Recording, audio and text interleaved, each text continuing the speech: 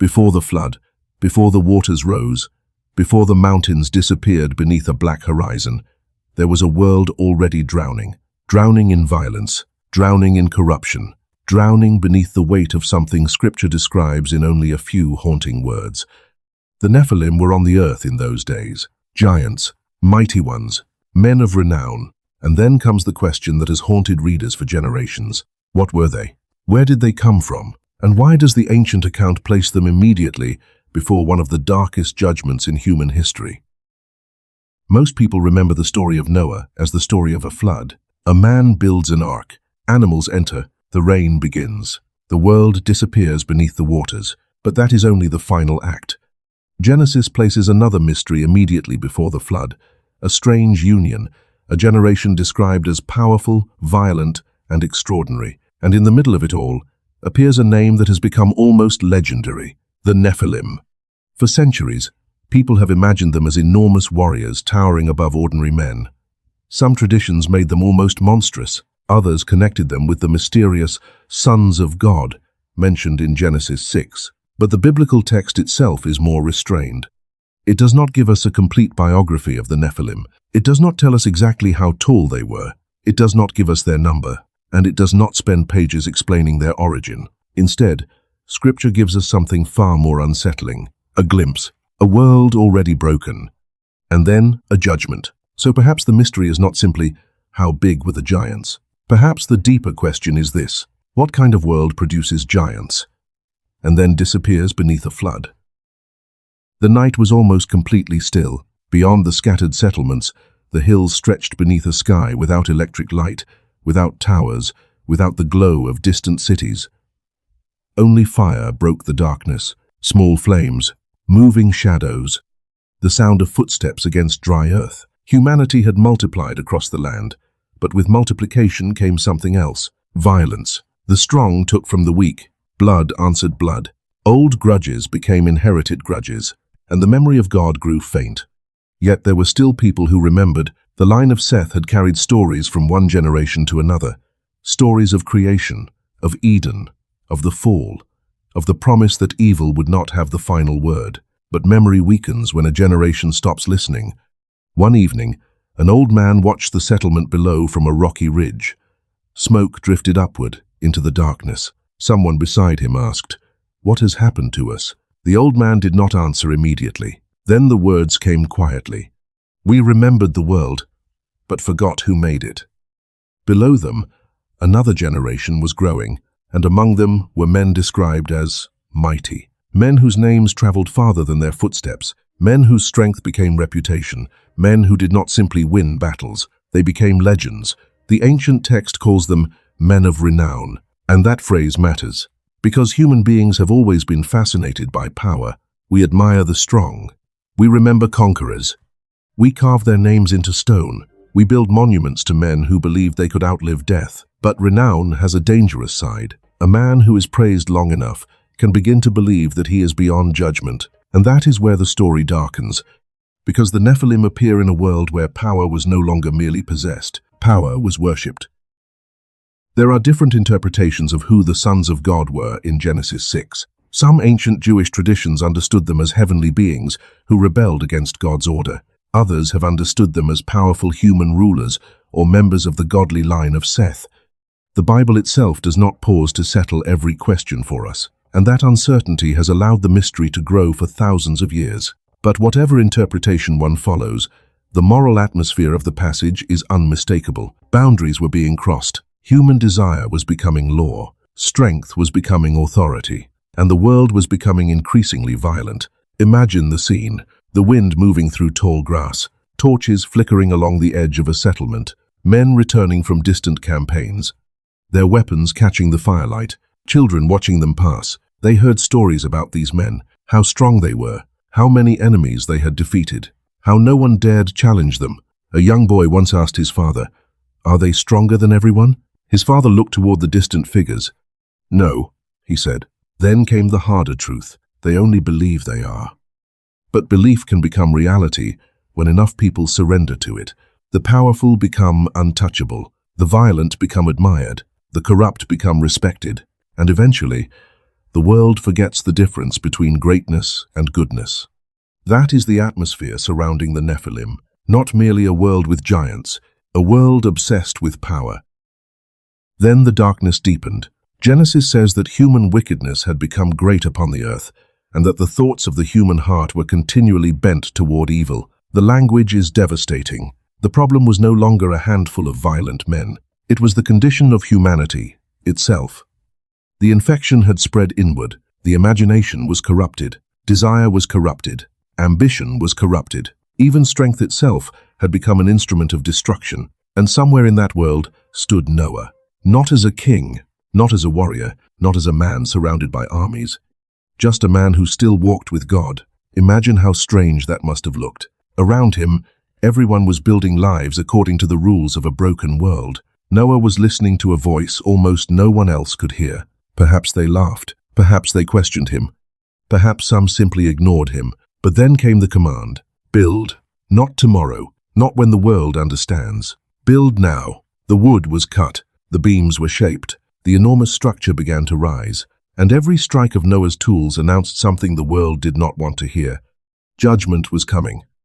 A man watching from the crowd might have asked, "Where is the rain?"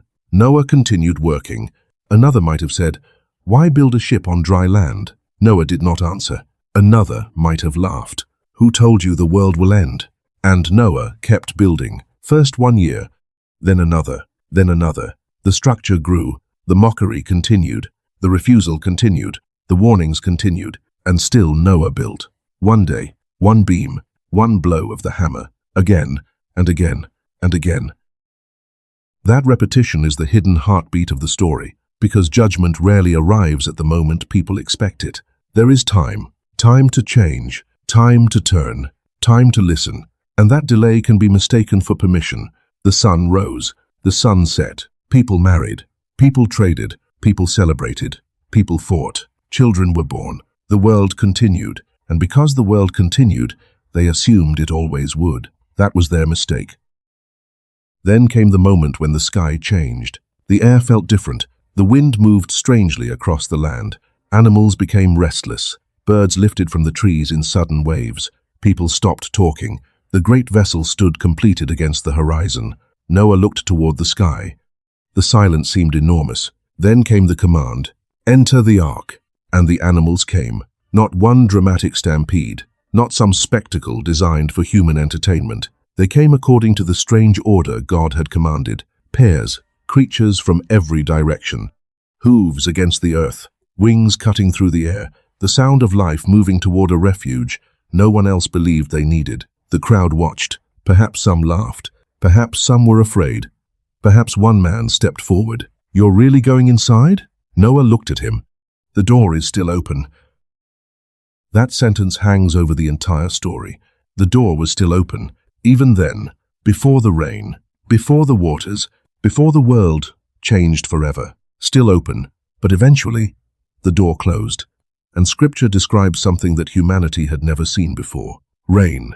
Not a storm passing over. Not a violent night followed by morning. The heavens opened. Water fell. The earth itself seemed to answer.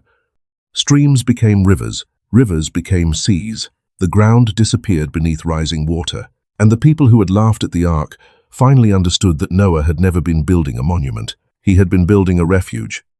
But what happened to the mighty ones? What happened to the men of renown? What happened to the world that believed its strength could protect it from judgment? Their weapons could not fight the water. Their armies could not command the sky. Their towers could not hold back the flood. And whatever physical greatness the Nephilim possessed, the story makes one thing painfully clear. Strength was not salvation. This is where the mystery of the Nephilim becomes something more than an argument about giants. Because the temptation is to focus entirely on their bodies. How tall were they? How powerful were they? How extraordinary were they? But Genesis directs our attention somewhere else. To the human heart. The ancient world did not collapse because it lacked powerful people. It collapsed because power had become detached from righteousness. That distinction is easy to miss. The Bible does not condemn strength itself. David was strong. Samson was strong. Warriors existed throughout Scripture. The problem was never simply having power. The problem was believing power makes you accountable to no one. That is the deeper terror of the Nephilim story. A giant is frightening because he is physically larger than you. But a person who believes there is no authority above him is frightening for another reason. He has made himself the measure of right and wrong. And perhaps that is why the story has survived, because every generation creates its own giants. Not always men of enormous stature. Sometimes they are institutions, sometimes wealth, sometimes influence, sometimes reputation, sometimes the hunger to be seen. The ancient world said, "Look at how powerful we are." And our world has its own ways of saying the same thing. Look at what we have built. Look at what we control. Look at what we know. Look at how far we have come. But beneath all of it remains the same question.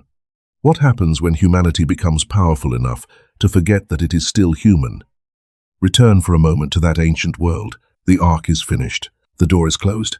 Outside, the rain has begun. Inside, Noah stands in darkness. The wooden walls tremble beneath the force of the storm. His family is silent. The animals shift in their places. And beyond the walls, the world he knew is disappearing. Perhaps Noah looks toward the door.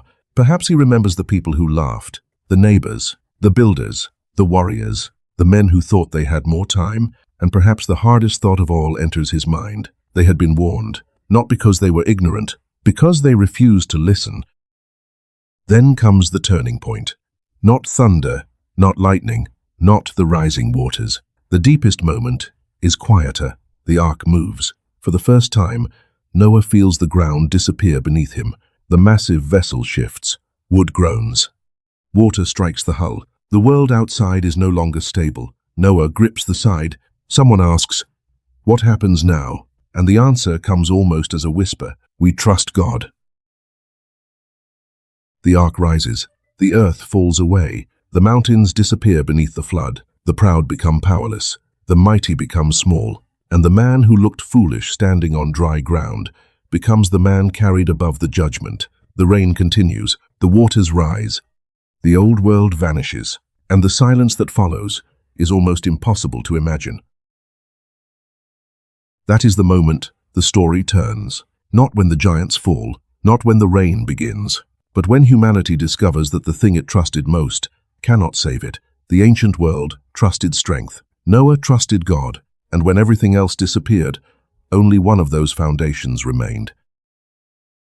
There is another detail worth noticing. The Bible never tells us that Noah defeated the Nephilim. He did not need to. There is no great battle between Noah and the giants. No heroic duel. No final confrontation between a righteous man and an army of mighty warriors.